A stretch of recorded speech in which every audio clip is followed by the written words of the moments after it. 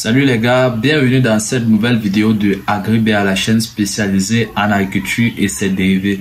Aujourd'hui, on va voir une vidéo sur l'élevage de poulets de la chaîne de Claudel Nobici Startup Academy. L'exemple du poulet, avec nos 200 000, qu'est-ce qu'on va donc faire? Puisqu'on doit utiliser uniquement 200 000 pour vendre le poulet. Première chose qu'on va faire, on ne va pas produire le poulet. Puisque ça ne sert à rien, c'est trop coûteux. C'est trop risqué. Ça fait trop dépenser. Ça fait perdre trop de temps. Bon, sur le temps, il a peut-être raison, mais ce n'est pas trop coûteux. Parce que même avec 50 000 francs, tu peux démarrer une entreprise de poulet rentable. Et j'ai déjà fait une vidéo sur ça, donc je ne sais pas si l'autre va sortir avant ou après, mais j'ai fait une vidéo sur comment débuter une entreprise d'élevage de poulet avec 50 000 francs CFA. Et au bout de 3 mois, tu es rentable. Donc, va la regarder. Laissons la rentabilité. Ça, c'est époumonant. Et pour mon c'est risqué, c'est dangereux. Vous voyez un peu ça va de parler là. Ah, tu peux te lever le matin tout son monde. Tu te lèves le matin, tu arrives à la ferme, tu ouvres la porte, ils sont tous couchés. Tu fais quoi? Voilà un qui dit qu'il a été victime. Tu fais quoi? En général, ce que tu fais, c'est tu demandes, ils sont là depuis combien de jours? Tu les vends, brisés. Au moins, c'est mieux que 0 francs. J'ai fait une vidéo une fois où je parlais des poulets morts, des porcs morts. Les gens riaient. Moi, ça m'amusait. Parce que je connais des gens qui fournissent les poulets morts dans les restaurants, dans les hôtels, qui braisent en route. Vous pensez que si moi et ma ferme, c'est vrai ça. J'arrive un matin. Je les ai élevés pendant 35 jours. J'ouvre. Les 2000 sont morts.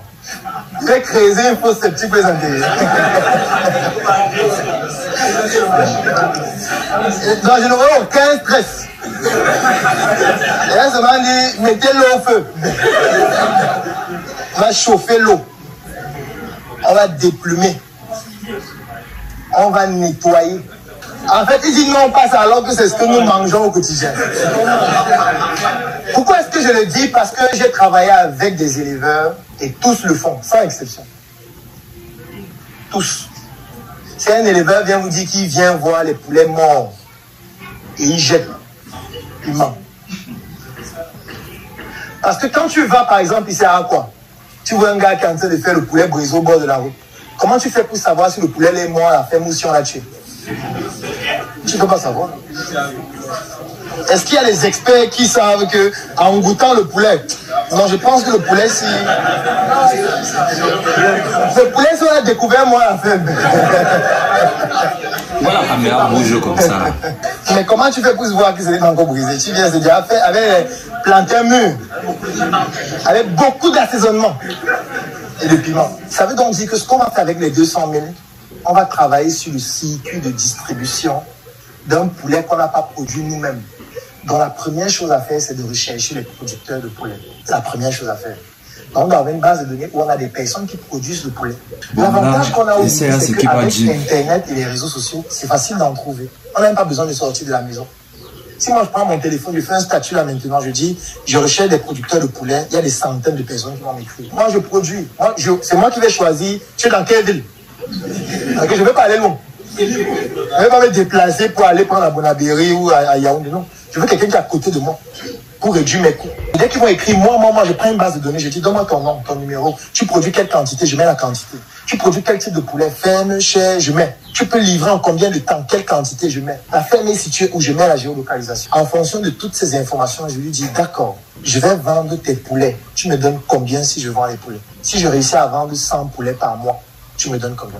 Tu me laisses à combien et tu me donnes combien? Si je réussis à vendre 1000 poulets en un mois, tu me donnes combien? Et tu me laisses le poulet à combien? Moi maintenant, qu'est-ce que je fais? J'analyse ses coûts et je mets mes marges. Mais mon objectif n'est pas de gagner de l'argent avec les marges là.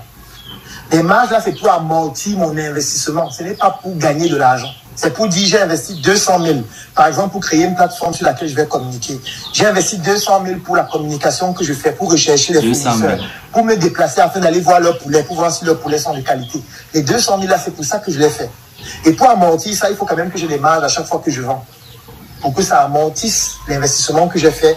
Et surtout pour que ça puisse s'auto-gérer. Parce qu'avec les poulets que je vends, les marges que je me fais dessus, je peux utiliser ces marges-là pour continuer de chercher d'autres producteurs et continuer de communiquer, par exemple. L'autre chose que je fais, c'est que je vais créer ma marque de poulet. C'est la deuxième étape. Elle est indispensable et fondamentale. Lorsqu'on veut revendre une entreprise, il faut qu'elle soit labellisée. Et un label, c'est une marque. Je vais appeler mes poulets Stack Top, par exemple.